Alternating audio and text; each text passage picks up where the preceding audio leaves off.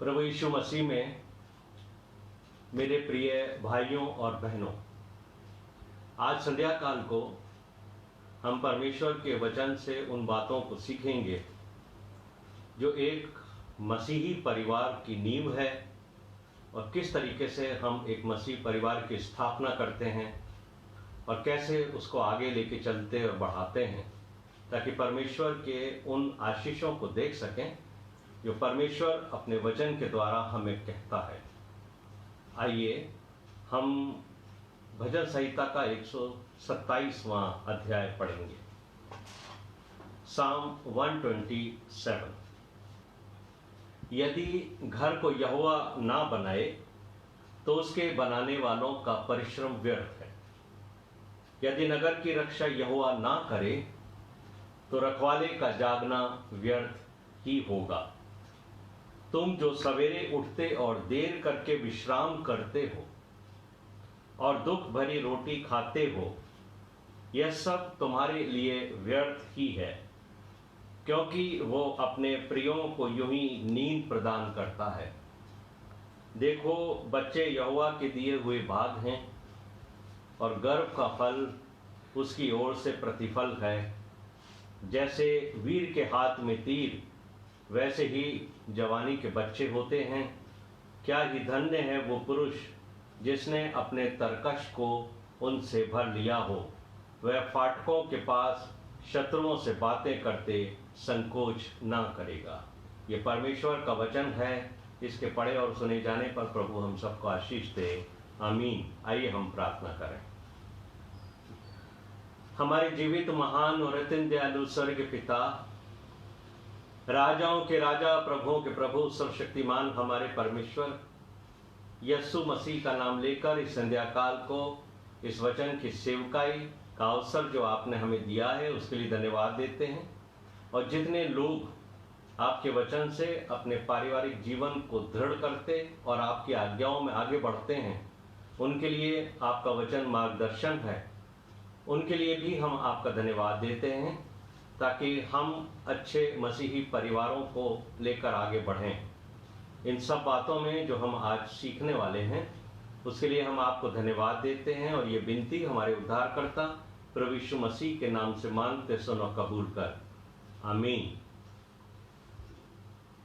जब भी आप घर बनाते हो तो उसमें सबसे जो महत्वपूर्ण चीज होती है वो होती है उसकी नींव।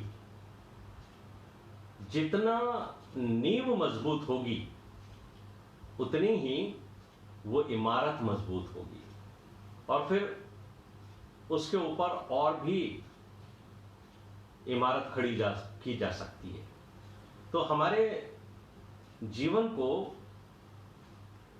एक महत्वपूर्ण चीज को समझना है कि हमारे मसीही जीवन की नींव हम किस आधार के ऊपर रखते हैं।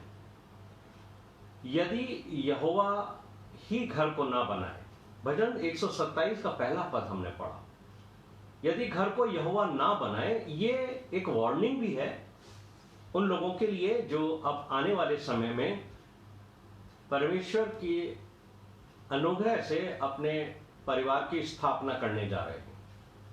और ये एक थैंक्स गिविंग भी है उन लोगों के लिए जिन्होंने अपने विवाहित जीवन में 25 साल, 40 साल, 50 साल या इससे भी ज्यादा परमेश्वर के अनुग्रह से पाए हैं।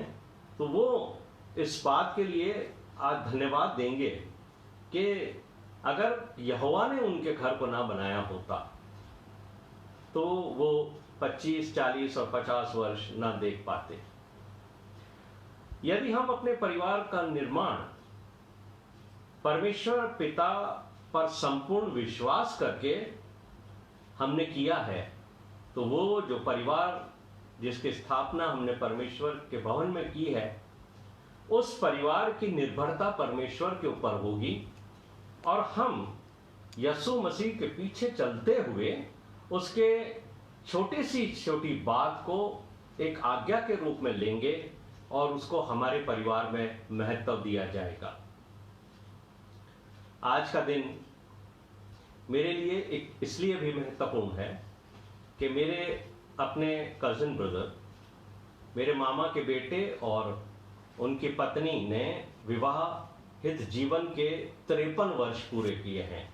53 इयर्स उन्होंने अपने वैवाहिक जीवन के पूरे किए हैं और उन्होंने एक मसीही परिवार की स्थापना की, अपने बच्चों को मसीही जीवन में बढ़ाया और अपने ग्रैंड चिल्ड्रन को भी वो बढ़ता हुआ देखते हैं।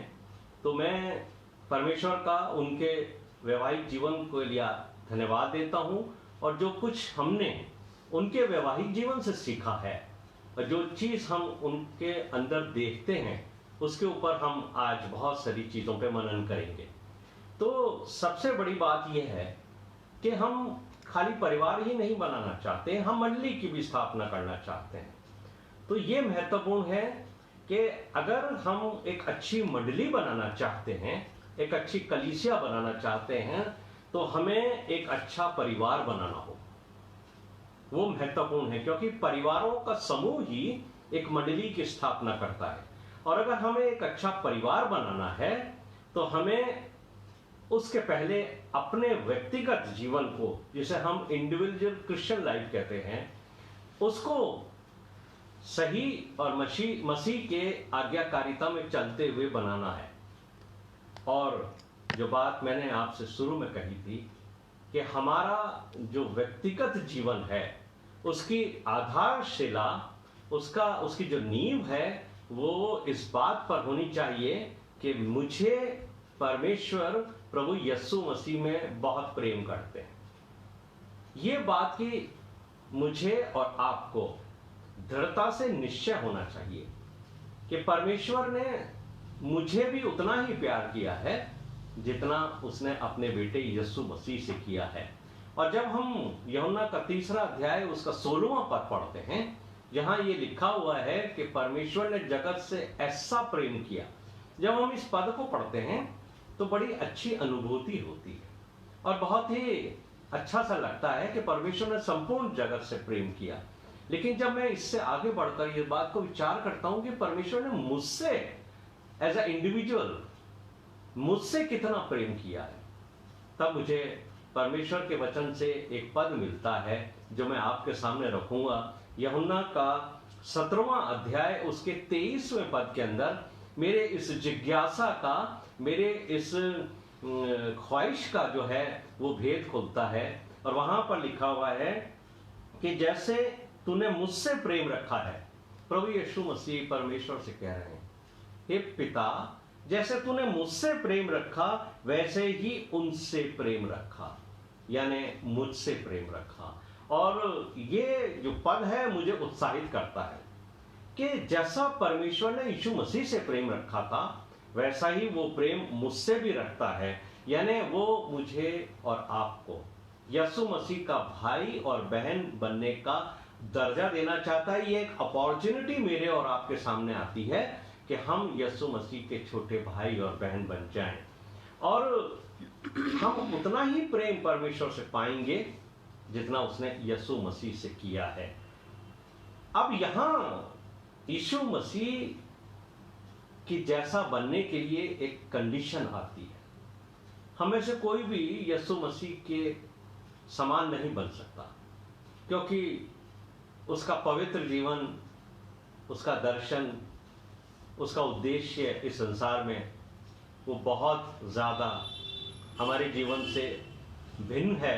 लेकिन फिर भी यीशु मसीह के कुछ गुण हम प्राप्त कर सकते हैं इस व्यक्तिगत जीवन में।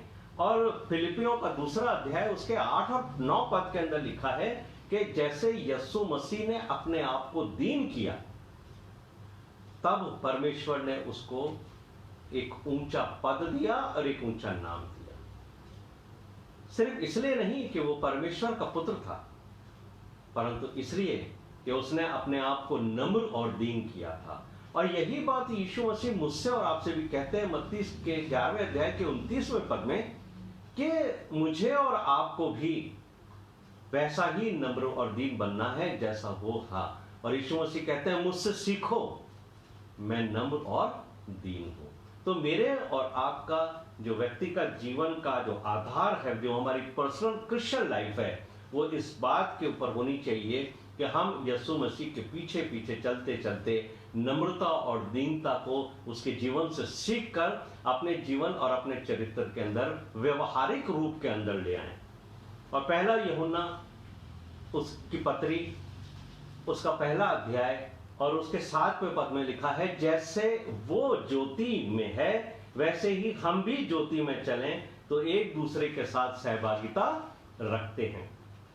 चलें, इससे तात्पर्य है कि ये रेगुलर पर्सनल वॉक है, ये कंटिन्यूस प्रोसेस है कि हमें उसके साथ साथ चलना है, क्योंकि वो ज्योति है। क्योंकि कोई दिन ऐसा नहीं है जब हम उससे अलग होकर जी सकें।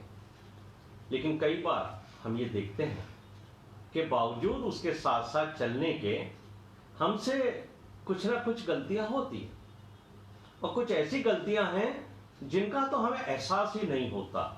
और 6ठे पद के अंदर लिखा है, एक तरफ तो हम ये कहते हैं कि हम उससे सहभागिता रखते हैं, तो फिर अंधकार में चले तो हम झूठे हैं और सत्य पर नहीं चलते।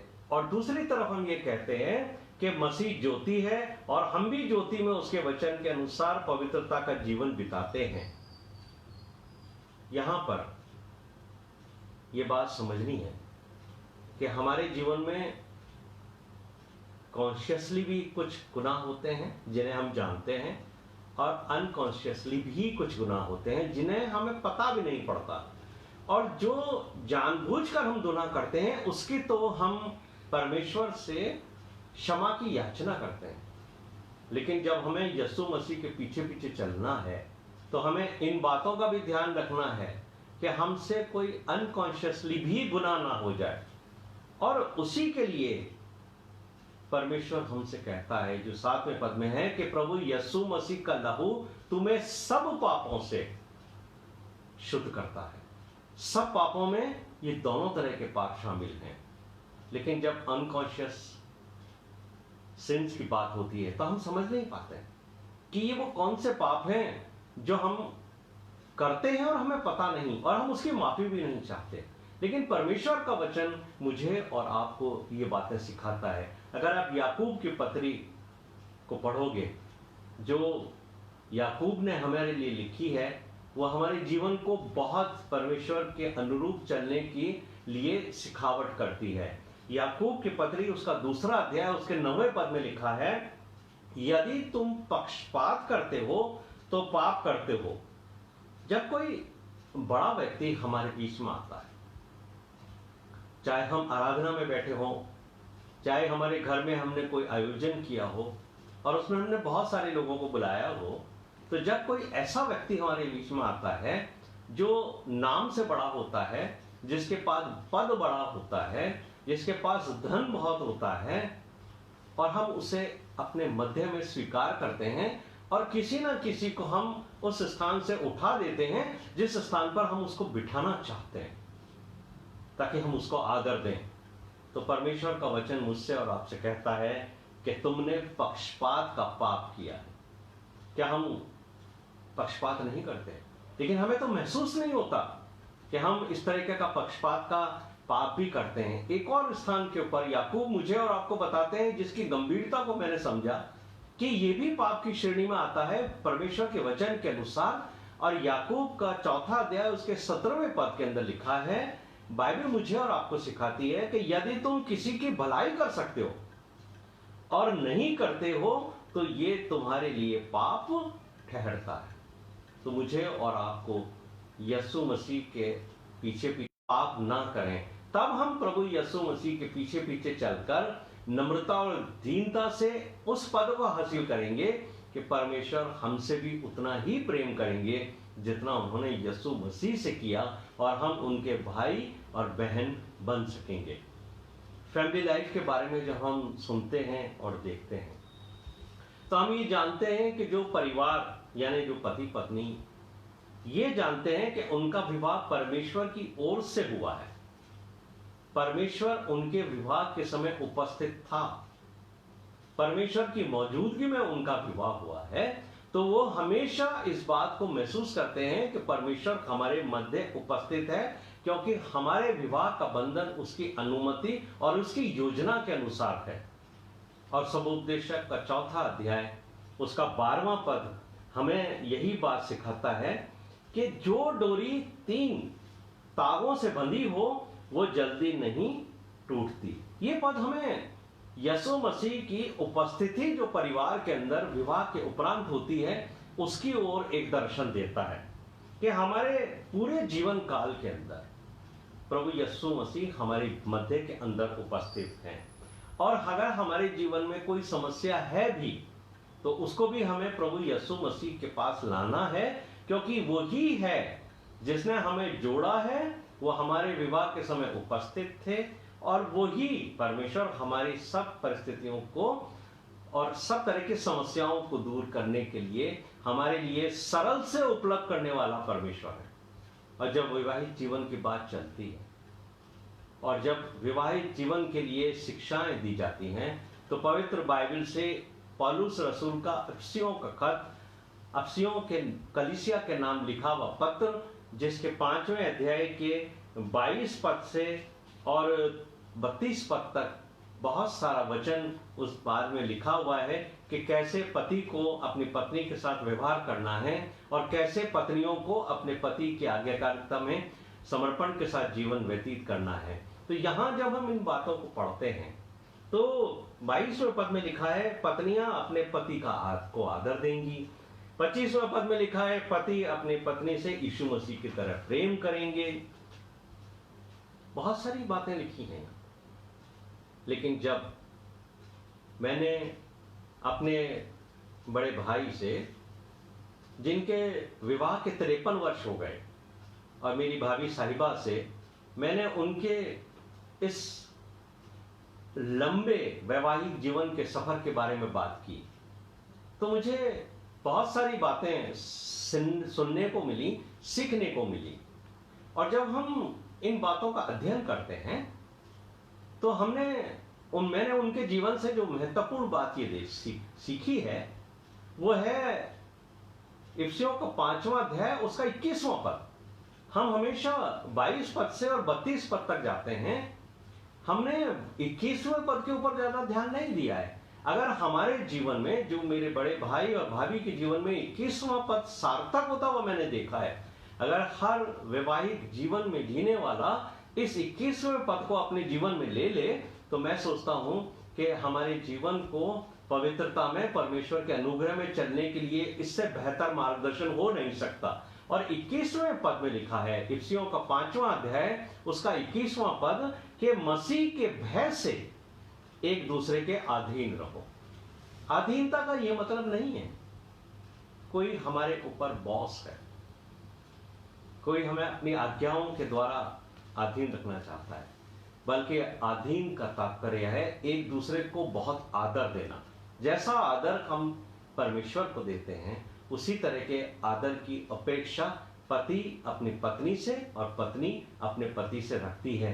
और जो बातें 22वें पद से लेकर के आगे कही हैं कि पत्नी को अपने पति को आदर देना है, जब दोनों एक दूसरे की अधीनता में एक दूसरे के लिए सबमिसिव होंगे, जो बात लिखी है कि subject to one another out of reverence for Christ, यीशु मसीह को आदर देते हुए यदि पति अपनी पत्नी के और पत्नी अपने पति के को सबमिसिव रहे, एक दूसरे के प्रति आदर रखें, तो फिर किसी तरह की अधीनता में रहने की आवश्यकता नहीं होगी, बल्कि वो प्रेम जो प्रभु यीशु मसीह के हृदय में संपूर्ण मानव जाति के लिए उमड़ता है, वही प्रेम एक पति के हृदय में अपनी पत्नी के लिए उमड़ेगा, अपने बच्चों के लिए उमड़ेगा, और पत्नी भी उसी आदर से पति की हर बात को आगे लेके जाएगी। मैं सब पति और पत्नी जो इस समय मेरी बात सुन रहे हैं, चाहे उनके वैवाहिक जीवन का 2 वर्ष हुआ हो, चाहे 5, 10, 15, 25, 40 कितना भी हुए हो, मैं आपको एक चित्र की ओर आपका ध्यान आकर्षित करना चाहता हूं। और वो चित्र वो है जिसमें यीशु मसीह एक दरवाजे पे खड़े होकर खटखटा रहे हैं। कई बार इसका अलग अलग चित्रण किया गया है, लेकिन मैं जब एक फैमिली के रूप में एक पत्नी के पारिवारिक जीवन के संदर्भ में इस चित्र को देखता हूं, तो मैं ये देखता हूं कि यीशु मसीह एक पति और पत्नी के परिवार में अंदर आना चाहते हैं। और जो पति और पत्नी इस बात को जानते हैं कि हमारा वैवाहिक जीवन प्रभु यीशु मसीह के अनुग्रह से जुड़ा है, वो उस दरवाजे को खोलेंगे और प्रभु को अपने अंदर ले आएंगे। और वो इस बात के लिए बेहद खुश होंगे कि हमारे वैवाहिक जीवन में प्रभु यीशु मसीह निरंतर हमारे बीच में उपस्थित रहेंगे। और मैं कई बार अक्सर इस बात को देखता हूं, बहुत अच्छे पोस्टर्स फैमिली लाइफ के घरों में लगे हुए थे, Christ is the head of this house. बहुत अच्छी बात है जब हम इस बात को स्वीकार करें, पति और पत्नी, कि प्रभु यीशु मसीह इस घर का मुखिया है। कई बार पति लोग इस बात को लेकर बड़े जद्दोजहद में रहते हैं कि मैं हूं इस घर का मुखिया। नहीं मेरे प्रिय भाइयों, यदि प्रभु यीशु मसीह हमारे घर का मुखिया है तो पति और पत्नी दोनों प्रभु यीशु मसीह के अधीनता में रहते हैं, उसको पूरा आदर देते हैं, उसकी पूरी बात को ध्यान रखते हैं। और मैं एक बात और आपसे कहना चाहता हूं और मैं पूछना चाहता हूं, यदि प्रभु यीशु मसीह आप दोनों के साथ आकर रहना लगे, है ना, पूरे समय रहना लगे, आपका बात करने का तरीका कैसा होगा? आप पति लोग अपनी पत्नी से किस तरीके से बात करेंगे? यीशु मसीह, आप ये महसूस करिए मेरे प्रिय भाइयों कि यीशु मसीह आपके साथ आपके ड्राइंग रूम में बैठे हैं और आपके और आपकी पत्नी के बीच में जो भी वार्तालाप होगा वो कैसा होगा? क्या कोई पति और पत्नी यीशु मसीह के मौजूदगी में एक दूसरे को अपशब्द बोल सकते हैं? क्या आप एक दूसरे से झगड़ा कर सकते हो? क्या आप एक दूसरे के साथ दुर्व्यवहार कर सकते हो? क्या आप एक दूसरे का पक्षपात कर सकते हो? जब आप यीशु मसीह के मौजूदगी में ये नहीं कर सकते तो आप उसकी गैर मौजूदगी में कैसे कर सकते हो? और जब हम ये महसूस कर लेते हैं कि यीशु मसीह हमारे बीच में उपस्थित हैं, जब हम ये कहते हैं कि पूरे समय यीशु मसीह हमारे बीच में हैं, unseen Lord listening every conversation, वो प्रभु जो दिखता नहीं है, अनसीन गॉड है, लेकिन वो हमारे बीच की वार्तालाप को सुनता है, तब हमारे शब्द कैसे होने चाहिए? अगर हम उसको महसूस करते हैं हमारे बीच में, और जब हम उसको पहले दिन से महसूस करने लगेंगे कि यीशु मसीह हमारे बीच में है, हमारी हर वार्तालाप को वो सुनता है, तो मैं नहीं सोचता हूं कि हमारे बीच में किसी तरह की समस्या होगी, बल्कि फिर हमारी ये हैबिट हो जाएगी, हमारी आदत हो जाएगी उसको महसूस करने की, उसकी प्रेजेंस को महसूस करने की। और फिर हमारा जो पारिवारिक जीवन है वो उसकी निर्भरता परमेश्वर के ऊपर होगी कि अगर हमारे बीच के अंदर कोई समस्या होगी तो फिर हम संसार के पास नहीं जाएंगे। फिर पति पत्नी समस्याएं होना आवश्यक है, समस्याएं होंगी, घर के अंदर बैठेंगे, समस्याएं होंगी, लेकिन उन समस्याओं का समाधान भी प्रभु यीशु मसीह के पास जाने से निकलेगा। जब हम बाहर के लोगों के पास जाते हैं ना, मनुष्यों के पास, बाहर के ज्यादा लोग शैतान के द्वारा प्रभावित लोग हैं, वो आपको वो कभी भी सलाह नहीं देंगे जो आपकी समस्याओं का समाधान हो, बल्कि आजकल तो लोग ऐसी सलाहें देते हैं जिससे हम लोगों को घर को बिखरता हुआ देख रहे हैं, और उसका कारण फिर आगे जाकर विवाह के विच्छेदन में हो जाता है। लेकिन प्रिय भाइयों और बहनों, जब हम कहते हैं कि वो डोरी हमारे बीच में है जिसने हमें बांध रखा है, और यीशु मसीह ने तो एक बात कही है कि जहां 2 और 3 मेरे नाम से इकट्ठा हो, तो मैं इस बात को पति और पत्नी के लिए ज्यादा महत्वपूर्ण समझता हूं। 2 पति और पत्नी जहां भी प्रभु यीशु मसीह के नाम से एकत्रित हो, रहते हो, प्रभु यीशु मसीह कहते हैं मैं तुम्हारे मध्य में हूं। तो तुम्हारे जीवन की कोई भी समस्या हो, चाहे वो फाइनेंस से संबंधित हो, चाहे वो तुम्हारे जॉब से संबंधित हो, तुम्हारे बच्चों से संबंधित हो, तुम्हारे इन लॉज से संबंधित हो, सबका समाधान मेरे पास है। और तुम दोनों मेरे पास आओ, मुझसे प्रार्थना करो, तो निश्चित तौर से मैं तुम्हें तुम्हारी सब समस्याओं का समाधान करूंगा और तुम्हें आशीष भी दूंगा। और नए नियम के अंदर जो बच्चों के लालन पालन से संबंधित समस्याएं हैं, जो मार्गदर्शन हैं, वो भी सामने लिखे हुए। और जब मैं कल भाभी जी से बात कर रहा था तो उन्होंने बताया कि जब आपके भाई साहब जॉब के सिलसिले में घर से एक एक दिन 24 घंटे 48 घंटे भी दूर होते थे, तो सारे घर की जिम्मेदारी मुझ पर होती है और मैं बच्चों को उसी तरीके से लालन पालन करती हूं जैसा आपके भाई साहब चाहते हैं और एक मसीह परिवार में होना चाहिए। तो एक पत्नी को जो एक मसीही परिवार को संभालती है, उस पर कभी कभी दोहरी जिम्मेदारियां आती हैं, एक माँ के रूप में भी और एक पिता के रूप में भी। और हमारी बहुत सारी महिलाएं, बहुत सारी बहनें जो पत्नियों के रूप में परिवार को संभाल रही हैं, वो तो जॉब के लिए भी जाती हैं और काम भी करती हैं। तो जब आप ये देखते हैं, पति लोग देखते हैं कि उनकी गैर मौजूदगी में वो परिवार का भी ध्यान रखती हैं, बच्चों का भी ध्यान रखती हैं, वो जॉब भी करती हैं, अपने सास ससुर को संभालती भी हैं, तब उनके ऊपर कितनी बड़ी जिम्मेदारी है। तो उनके प्रति मेरे प्रिय भाइयों, आपके मन में कितना आदर होना चाहिए, कितना आपको उनके प्रति उनका ख्याल रखना चाहिए, उनके शारीरिक जीवन का भी और उनके आत्मिक जीवन का भी, कि वो किसी भी तरह से अपने आप को निर्बल ना समझें। और भाभी जी मुझे कल ये बात बड़े महत्व से बता रही थी कि देखिए, परिवार के अंदर की जो गाड़ी है वो 2 पहियों पे चलती है। कोई भी परिवार ऐसा नहीं है जो सिंगल पहिए के ऊपर अपना परिवार लेके चले। पति और पत्नी वो जीवन की परिवार की गाड़ी को दोनों साथ साथ लेके चलते हैं। अगर एक पहिया कमजोर है या एक पहिया लड़खड़ा रहा है तो परिवार साथ नहीं चल सकता। इसलिए जो बात पौलुस कहते हैं पतियों को कि तुम अपनी पत्नियों से वैसा प्रेम रखो जैसा यीशु मसीह ने मंडली के साथ रखा है, तो फिर हमारे लिए जो पति लोग हैं उनको की कितनी जिम्मेदारी होती है कि हम हर क्षण अपनी पत्नी का, जिसने हमें न सिर्फ पति बनाया है बल्कि पिता भी बनाया है, उसको हमें कितना आदर, कितना उसका केयरिंग और कितना उसका ध्यान हमें रखना है। और ये तभी होगा जब हम परमेश्वर के वचन के अनुसार चलेंगे।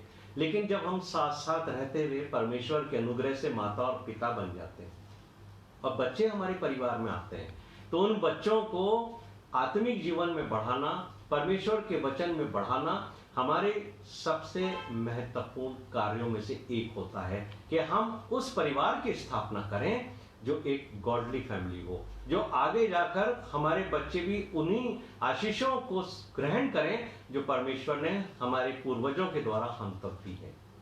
और नया नियम एक अच्छे परिवार के बारे में बहुत सख्त है, बल्कि मंडली में सेवा करने वालों में भी इस बात को ध्यान में रखना चाहिए कि जो व्यक्ति परिवार को ढंग से चला पा रहा है, उसका मार्गदर्शन पवित्र वचन के अनुसार है, वही लोग सेवकाई में आगे बढ़े। चाहे वो महिला मंडल में हमारी बहनें हो, चाहे वो पुरुष हो जो किसी भी रूप में परमेश्वर के भवन में सेवा करते हैं, उनके लिए 1 तीमुथियुस 3 अध्याय 1 से 4 पद के अंदर कई बातें लिखी हैं। और यहाँ पर एक बड़ी महत्वपूर्ण बात लिखी है कि जो पुरुष कलीसिया में सेवा देना चाहते हैं उनके लिए 4 पद में लिखा है कि एक पुरुष घर का अच्छा प्रबंध करने वाला होना चाहिए। क्योंकि जो व्यक्ति घर का अच्छा प्रबंध नहीं कर सकता है, वो व्यक्ति कलीसिया में कैसे सेवा दे सकता है, कलीसिया का प्रबंध कैसे दे सकता है। हाँ, उसको अपने बच्चों को डिसिप्लिन करना आना चाहिए।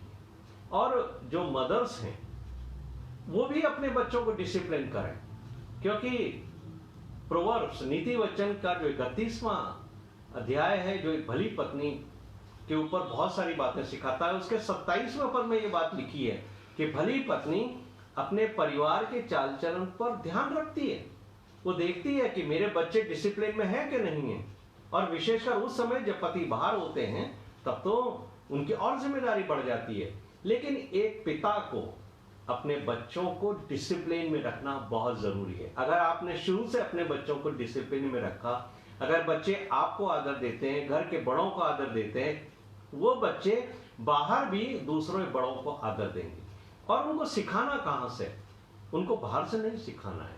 उनके लिए इफिसियों का 6वां अध्याय उसके 4 पद के अंदर प्रभु का दास पौलुस हमें शिक्षा देता है कि पिता लोगों को और माताओं को प्रभु की शिक्षा और चेतावनी यानी वार्निंग देते हुए अपने बच्चों का लालन पालन करना है। हमें जो लालन पोषण करना है बच्चों का, उसके अंदर पवित्र शास्त्र बाइबल की शिक्षाएं, चेतावनियां होनी चाहिए। हमें बाहर के लोगों के जीवन से और बाहर की चेतावनियां नहीं देनी है, बल्कि हमें वचन की शिक्षा उनको देनी है, और वचन में जो चेतावनियां लिखी हैं उससे हमें उनका लालन पालन करना चाहिए। और विशेष बात यह है कि एक गॉडली चिल्ड्रन, एक मसीही बच्चे जब अपने जीवन में आगे बढ़ेंगे तो निश्चित तौर से वो एक अच्छा परिवार बनेगा।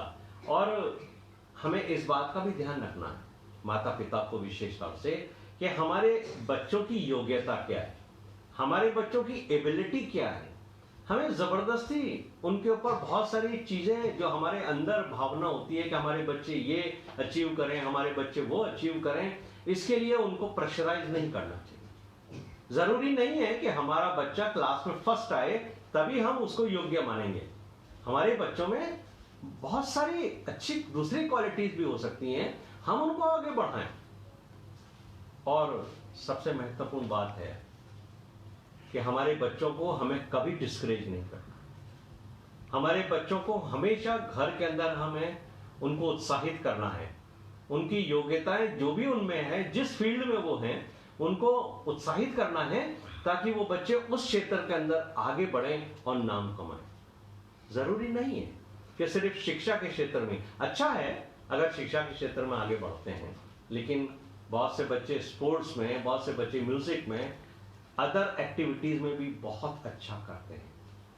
और एक और बात जो महत्वपूर्ण है, जो सब मसीही बच्चों को अपने माता पिताओं के द्वारा सीखनी है, और जो सब माता पिताओं को अपने बच्चों को सिखानी है, कि अपने जीवन में कभी झूठ का सहारा नहीं, ना तो झूठ बोलना है और नहीं किसी तरह का झूठा व्यवहार करना है।